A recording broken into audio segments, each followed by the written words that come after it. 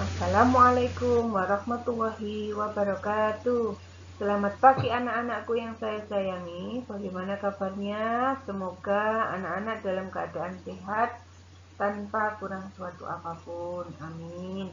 Kita berjumpa lagi untuk belajar bersama materi bahasa Indonesia, di mana kita akan mengulas kembali tentang teks deskripsi yang di dalamnya terdapat 5 poin. Yang pertama yaitu definisi, ciri, dan jenis teks deskripsi. Yang kedua, informasi penting dalam teks deskripsi. Yang ketiga, struktur dan kebahasaan teks deskripsi. Yang keempat, penyampaian isi teks deskripsi yang telah didengar atau dibaca. Yang kelima, penyusunan teks deskripsi. Baik anak-anakku yang saya sayangi, marilah kita bahas satu persatu agar bisa lebih. Yang pertama yaitu definisi, ciri, dan jenis teks deskripsi. Poin-poin yang akan kita bahas yaitu pengertian teks deskripsi, ciri-ciri teks deskripsi, dan jenis teks deskripsi.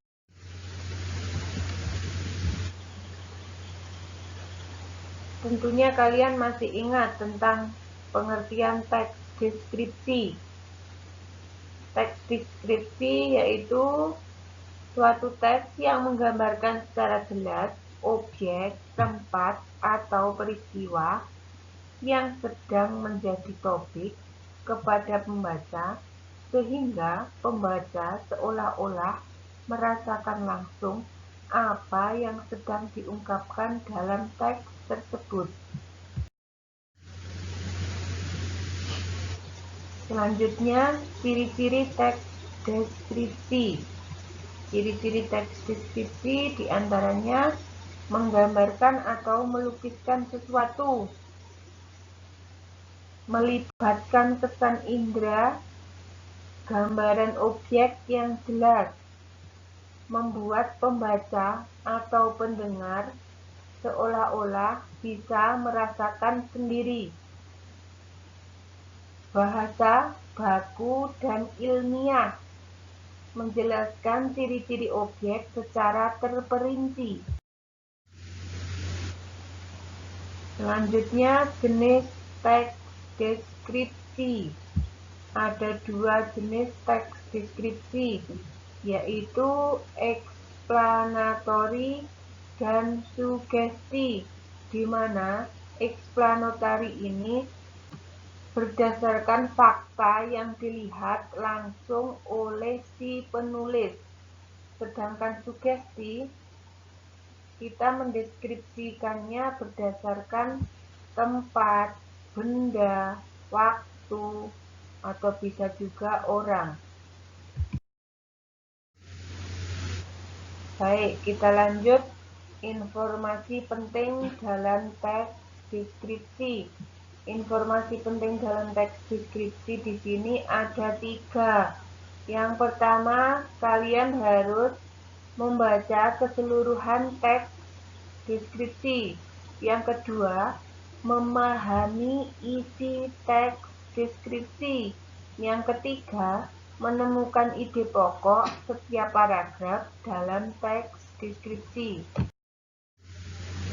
Selanjutnya, struktur dan kebahasaan teks deskripsi. Struktur dan kebahasaan teks deskripsi diantaranya yaitu ada identifikasi dan deskripsi. Contohnya di sini, apabila kita menggunakan struktur secara identifikasi, gambarannya itu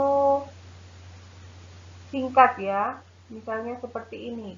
Tenun songket Palembang merupakan kerajinan khas masyarakat Palembang. Kerajinan songket ini termasuk hasil industri rumah tangga. Para wanitalah yang biasanya menekuni kerajinan tenun ini. Nah, ini bisa dikatakan contoh identifikasi. Selanjutnya, kalau contoh deskripsi seperti ini ya, dijelaskan secara terperinci dan jelas. Tenun songket Palembang menggunakan bahan baku benang sutra asli. Sebelumnya, benang sutra diberi lapisan benang emas yang masih berwarna putih. Kain ini ditenun dengan cita rasa tinggi. Hasil tenunnya pun sangat indah dan etnik. Kain songket Palembang mempunyai ciri khas pada motifnya jika dibandingkan kain tradisional lain. Motif kain songket Palembang terlihat lebih rumit.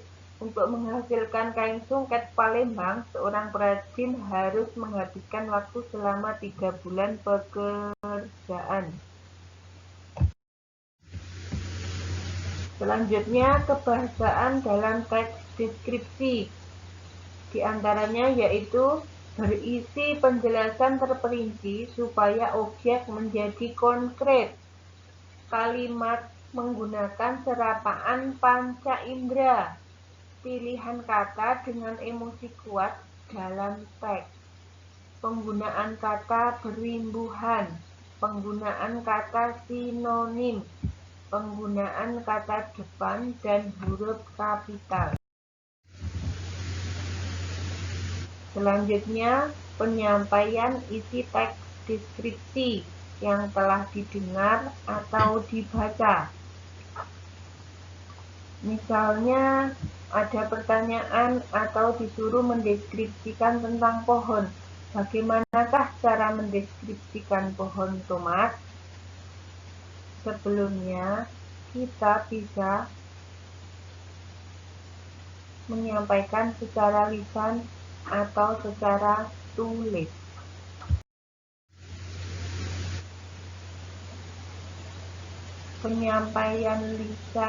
Penyampaian teks deskripsi secara lisan. Yang harus diperhatikan yaitu yang pertama, pahami objek yang akan dideskripsikan.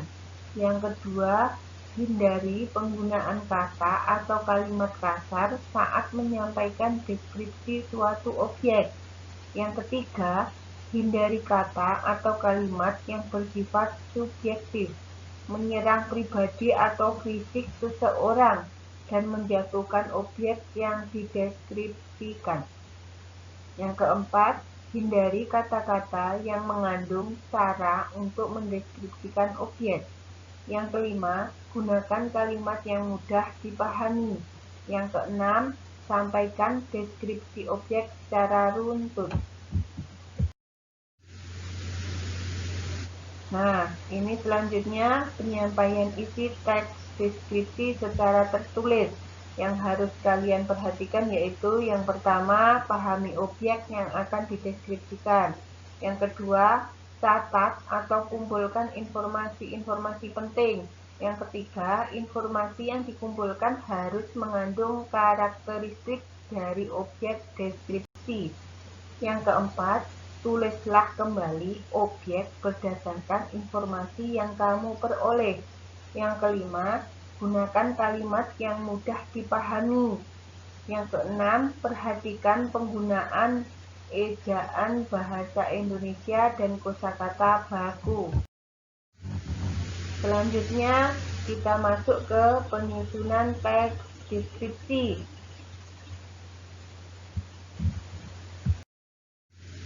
Langkah-langkah penyusunan teks deskripsi. Yang pertama yaitu menentukan topik. Yang kedua, menentukan tujuan penulisan. Yang ketiga, mengumpulkan informasi atau bahan. Yang keempat, membuat kerangka tulisan. Yang kelima, mengembangkan kerangka tulisan. Yang keenam, menentukan judul. Nah, setelah langkah-langkah tersebut, kemudian penyuntingan teks deskripsi. Kalian harus menyiapkan naskah, siap cetak, atau siap terbit dengan memperhatikan segi sistematika penyajian, isi, dan bahasa, menyangkut ejaan, diksi, dan struktur kalimat. Selanjutnya, merencanakan dan mengarahkan penerbitan, misalkan surat kabar atau majalah. Menyusun atau merakit, seperti film, kita rekaman dengan cara memotong-motong dan memasang kembali. Nah, demikian anak-anak materi pada pagi hari ini yang bisa Ibu sampaikan. Ada kurang lebihnya, Ibu mohon maaf. Akhirul kalam. Wassalamualaikum warahmatullahi wabarakatuh.